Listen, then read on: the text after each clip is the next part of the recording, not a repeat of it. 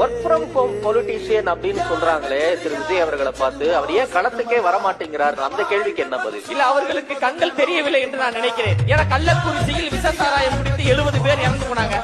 அந்த பாதிக்கப்பட்ட குடும்பத்தை நேரடியாக சென்று தலைவர் அவர்கள் பார்த்தாரா இல்லையா? அது கண்ணுக்கு தெரியலையா?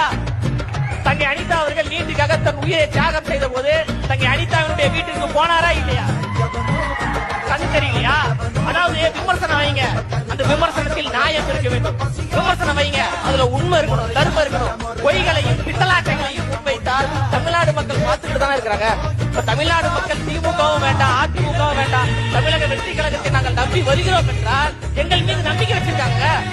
அந்த தனியார்ந்தவர்கள் சொன்னார்ல, வீட்டிலேயே உட்காந்து வந்து அவர் உதவி செய்யறாரு.